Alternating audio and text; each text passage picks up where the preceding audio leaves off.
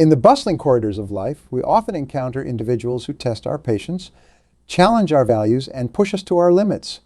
These are the toxic people, the energy vampires, the constant critics, the manipulators. But today, we are not here to dwell on their negativity. No, we are here to unlock the power within ourselves, to rise above, to thrive despite their presence, and to emerge stronger than ever before. Smart people, truly intelligent individuals, they don't just react to toxicity. They respond with wisdom, grace, and an unwavering commitment to their own growth. They understand that how we handle these challenging personalities is not just about survival, it's about personal evolution. A young executive named Lainey had just landed her dream job at a prestigious firm. She was brimming with ideas, eager to make her mark. But within weeks, she found herself dealing with a supervisor who seemed determined to undermine her at every turn. This supervisor, let's call him Tom, would criticize her work publicly, take credit for her ideas, and spread rumors about her competence. Now, many in Lainey's position might have crumbled under the pressure. They might have lashed out in anger or retreated into a shell of self-doubt.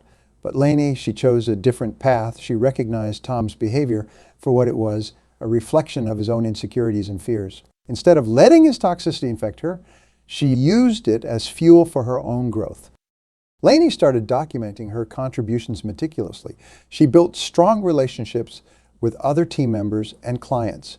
She focused on delivering exceptional results, letting her work speak for itself. And most importantly, she invested in her own emotional intelligence, learning to remain calm and composed in the face of Tom's attacks.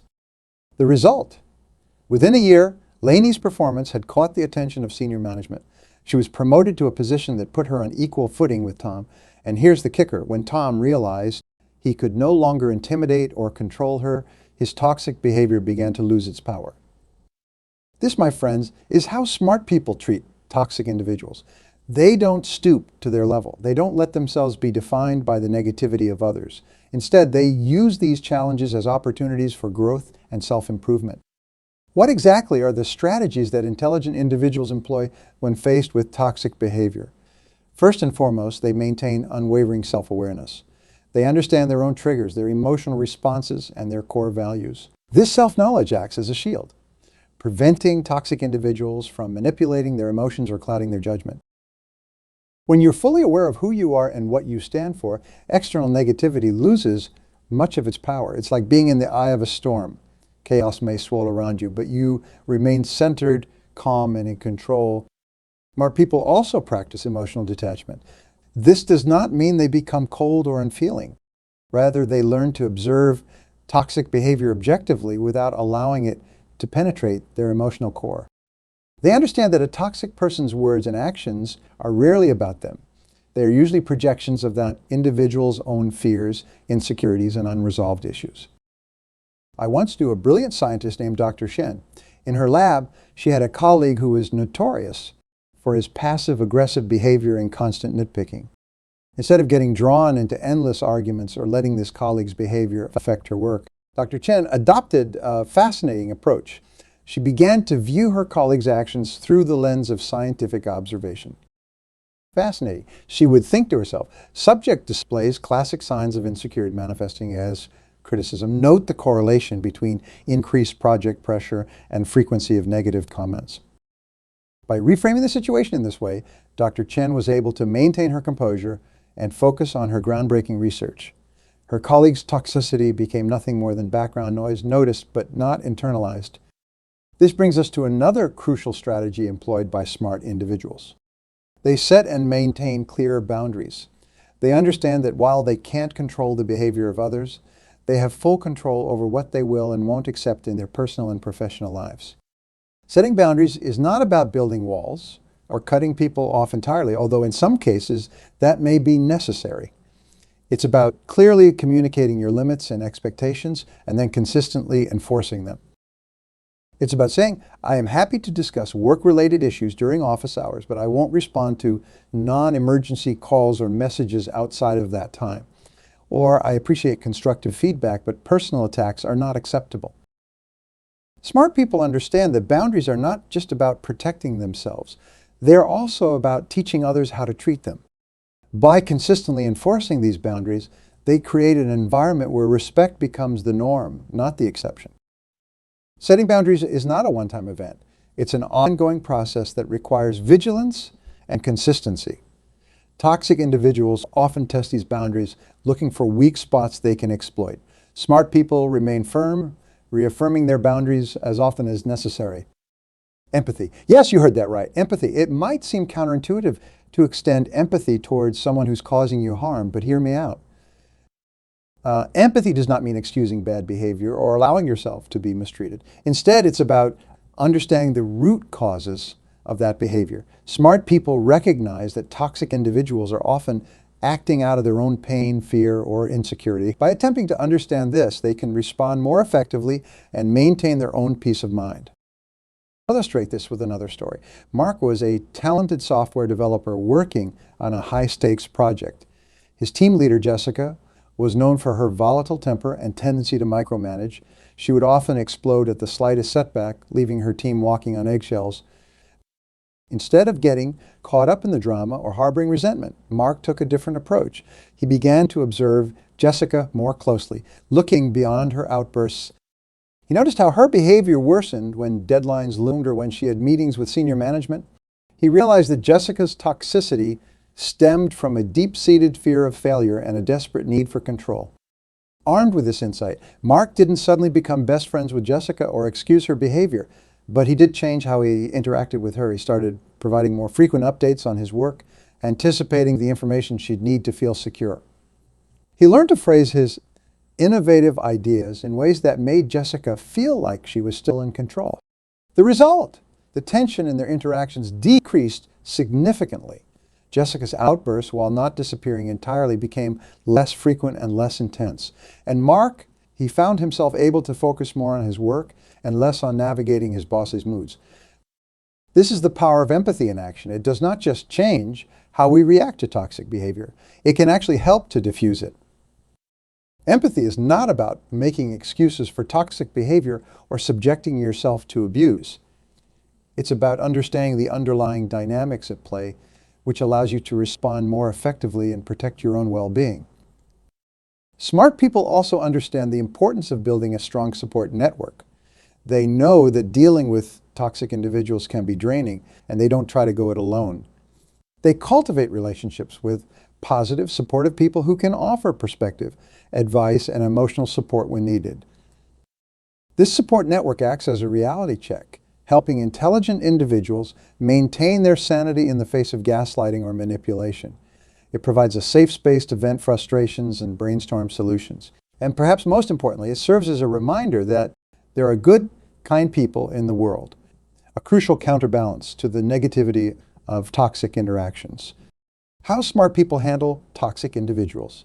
They focus on personal growth and self-improvement. They understand that while they can't control the behavior of others, they have full control over their own actions and reactions. They use challenging interactions as opportunities to develop their emotional intelligence, communication skills, and resilience.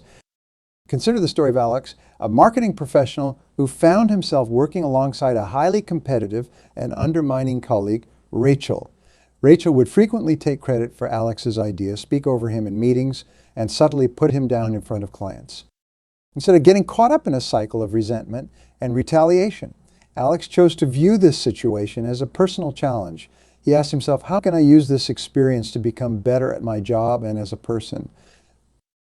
Alex started by working on his assertiveness. He practiced speaking up more confidently in meetings, clearly attributing his ideas to himself. He worked on his body language, learning to project confidence even when he felt uncertain. He honed his skills in diplomatic confrontation, learning how to address issues with Rachel directly but professionally. Moreover, Alex used this experience to deepen his understanding of office politics and human behavior. He studied books on psychology and organizational behavior, applying these insights to navigate his workplace more effectively. The outcome: not only did Alex become more adept at handling Rachel's behavior, but he also developed skills that propelled his career forward. Within 2 years, he was promoted to a senior position, in part due to his exceptional interpersonal skills and ability to navigate complex office dynamics. Smart people don't just survive toxic environments, they use them as catalysts for personal growth. They understand that adversity, when approached with the right mindset, can be a powerful teacher. Smart individuals also recognize the importance of maintaining perspective. They understand that their worth is not defined by the opinions or actions of toxic people. They cultivate a strong sense of self that is rooted in values, achievements, and positive relationships, not in the fleeting approval or disapproval of difficult individuals. This sense of perspective allows them to pick their battles wisely. They know that not every slight needs to be addressed, not every insult requires a response. They save their energy for the issues that truly matter, letting minor irritations roll off their backs.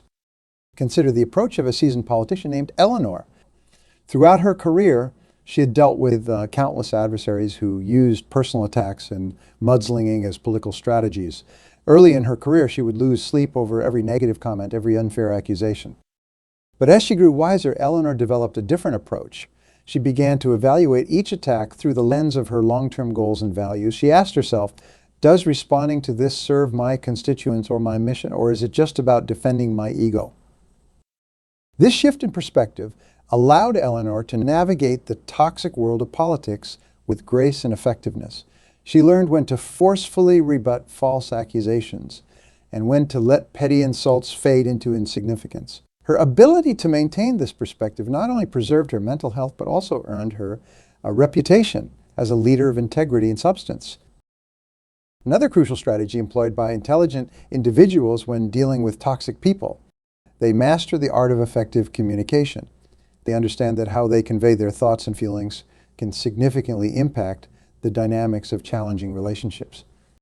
Smart people learn to use I statements instead of accusatory. You statements, they express their feelings and needs clearly without attacking or blaming. For instance, instead of saying, "You are always undermining me in meetings," they might say, "I feel frustrated when my ideas are interrupted or dismissed. I need to be able to express my thoughts fully." This approach accomplishes several things. First, it reduces defensiveness in the other person, making them more likely to listen and less likely to retaliate. Second, it keeps the focus on solving the problem rather than attacking the person. And third, it models the kind of respectful communication that smart people want to see in their interactions. Let me share a story that illustrates this principle in action. Maria was a talented graphic designer working in a fast-paced advertising agency. Her colleague, David, had a habit of making snide remarks about her work in front of clients, often undermining her credibility. Initially, Maria was tempted to respond in kind, to call David out publicly or complain to their superiors. But she realized that this would likely escalate the situation and potentially damage her own professional reputation. Instead, Maria decided to approach David privately. She carefully prepared for the conversation, focusing on expressing her feelings and needs rather than attacking David's character. When they met, she said, "David, I have noticed that in client meetings, you often make critical comments about my work. When this happens, I feel undermined and embarrassed. I need to be able to present my ideas fully to our clients. Can we discuss how we might work together more effectively?" This approach caught David off guard. He was prepared for anger or accusations, but Maria's calm, professional demeanor made it hard for him to dismiss her concerns. As they talked, it became clear that David's behavior stemmed from his own insecurities about his role in the company. By the end of their conversation, they had not only addressed the immediate issue, but had also laid the groundwork for a more collaborative working relationship. Maria's smart approach to communication had turned a potentially toxic situation into an opportunity for mutual understanding and growth. This story highlights another important aspect of how intelligent people deal with toxic individuals. They seek to understand before being understood. They recognize that toxic behavior often stems from underlying issues. Fear, insecurity, past traumas, that may not be immediately apparent. By approaching difficult conversations with curiosity and openness, smart people often uncover the root causes of toxic behavior. This does not excuse the behavior, but it does provide valuable context that can inform more effective solutions. This approach often has an unexpected benefit. It can sometimes transform toxic relationships into productive ones. When people feel genuinely heard and understood, they're often more willing to change their behavior. They practice radical self-care. They understand that dealing with toxic people can be emotionally and mentally draining, and they prioritize their own well-being as a non-negotiable aspect of their lives. This self-care is not just about bubble baths and meditation, although those can certainly be part of it. It's about creating a lifestyle that nourishes their mind, body, and spirit, making them more resilient in the face of negativity. Smart people make time for activities that recharge them, whether that's exercise, creative pursuits, time in nature, or meaningful connections with loved ones. They establish healthy habits that support their overall well-being, from getting enough sleep to eating a balanced diet. But self-care for intelligent individuals dealing with toxic people goes beyond these basics. It also involves regular self-reflection and emotional processing. They take time to check in with themselves, to acknowledge and work through the feelings that arise from difficult interactions. Consider the example of James, a high-powered executive who found himself dealing with a board member known for his aggressive and belittling behavior. James knew that he couldn't change this board member's personality, but he could control how he responded to it. James implemented a robust self-care routine. He started each day with a workout and a session of mindfulness meditation. After particularly challenging board meetings, he would take a walk in a nearby park, using the time to process his emotions and reset his mindset. He also began working with a therapist, not because he was struggling with mental health issues, but because he recognized the value of having a neutral party to help him navigate the complex dynamics at play. This regular emotional processing allowed James to show up to each interaction with a difficult board member from a place of clarity and strength, rather than reactivity and stress. The result, not only was James better able to handle the toxic behavior, but his enhanced resilience and emotional intelligence began to positively impact all areas of his life. His team noted his increased patience and empathy. His family appreciated his improved ability to leave work stress at the office. And James himself felt more in control and at peace, despite the ongoing challenges at work. This example illustrates a fundamental truth. Smart people understand that their response to toxic individuals is not just about those specific interactions. It's about cultivating a life of emotional health and personal growth that allows them to navigate all of life's challenges with grace and resilience. Self-care is not selfish. In fact, it's quite the opposite. By taking care of themselves, smart people ensure that they have the emotional resources to handle difficult situations effectively.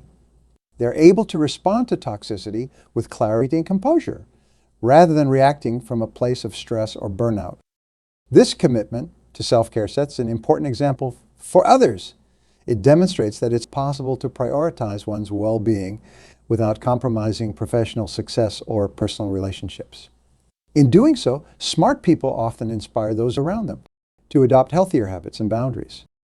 Another key strategy employed by intelligent individuals when dealing with toxic people, they become masters of reframing. They understand that while they can't always change the situations they find themselves in, they can change how they perceive and interpret these situations.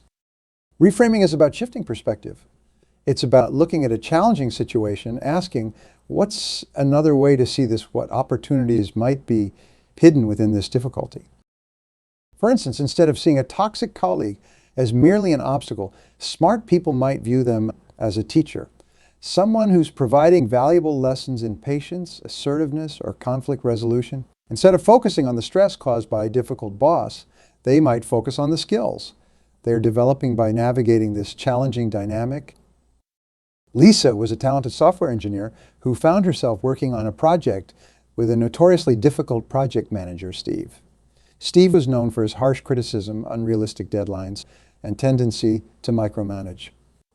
Initially, Lisa dreaded every interaction with Steve. She would lose sleep the night before project meetings, anticipating his cutting remarks and impossible demands, but then Lisa decided to reframe the situation.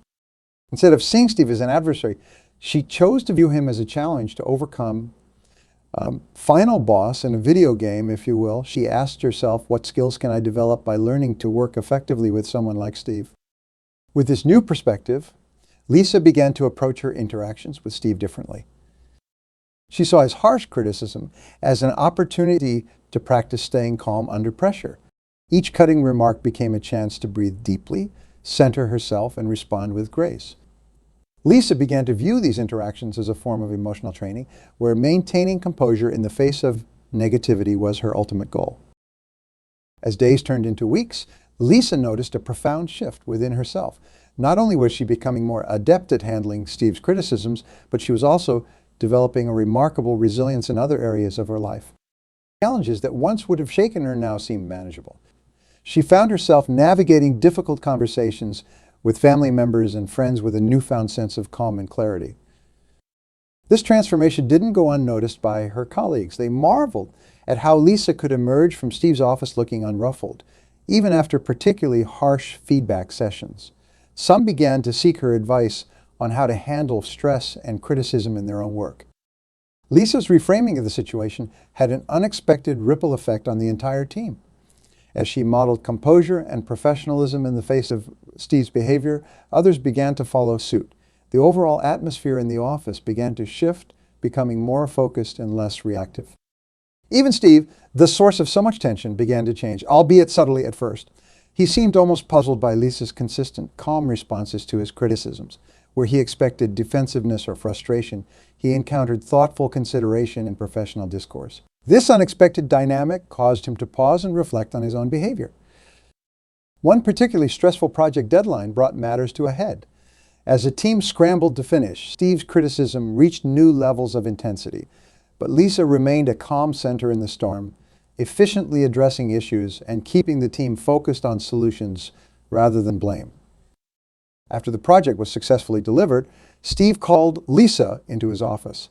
She steeled herself for another round of harsh feedback. Instead, Steve did something that shocked her. He apologized. "I have been observing how you handle pressure," he said, his usual gruffness tinged with a note of respect. "I have realized that my approach hasn't been as constructive as it could be. Your ability to stay focused and professional regardless of how I deliver feedback has made me reconsider my management style."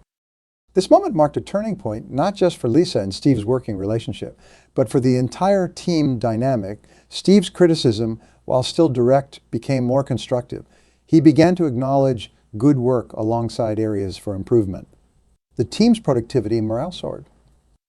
Sometimes the most effective way to change a situation is to change how we respond to it. By reframing Steve's harsh criticism as an opportunity for growth, Lisa not only improved her own resilience, but also catalyzed positive change in her work environment. This approach, however, requires a delicate balance. It's crucial to recognize that not all toxic behavior should be tolerated or used as a growth opportunity. There's a fine line between using difficult situations for personal development and enduring genuinely abusive or harmful behavior.